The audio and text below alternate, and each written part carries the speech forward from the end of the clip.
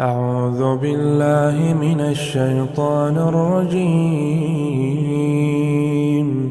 وقال الذين لا يرجون لقاءنا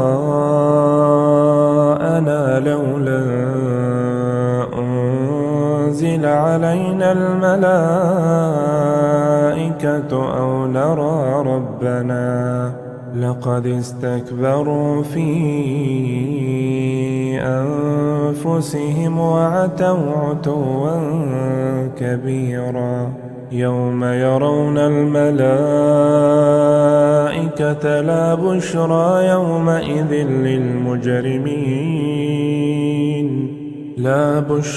يومئذ للمجرمين ويقولون حجرا محجورا. وقدمنا إلى ما عملوا من عمل فجعلناه هباء منثورا. أصحاب الجنة يومئذ خير مستقرا وأحسن مقيلا. ويوم تشقق السماء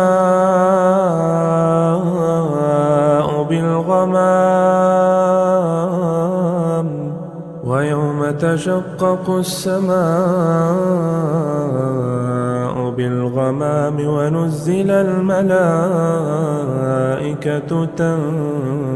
تنزيلا. الملك يومئذ الحق للرحمن وكان يوما على الكافرين عسيرا. ويوم يعض الظالم على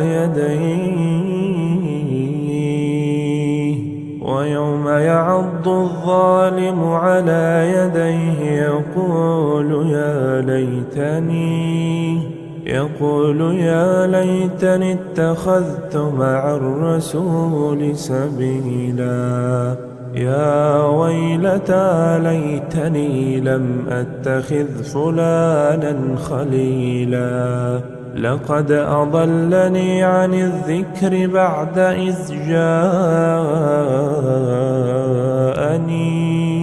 وكان الشيطان للإنسان خذولا. وقال الرسول يا رب إن قوم اتخذوا هذا القرآن مهجورا. وكذلك جعلنا لكل نبي عدوا من المجرمين وكفى بربك هاديا ونصيرا. وقال الذين كفروا لولا نزل عليه القرآن جملة واحدة كذلك لنثبت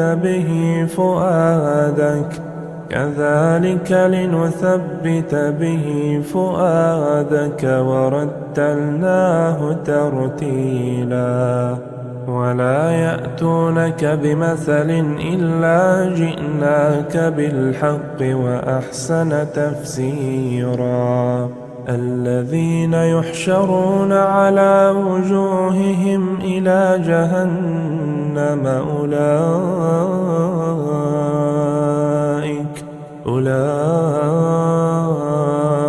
أولئك شر مكانا وأضل سبيلا.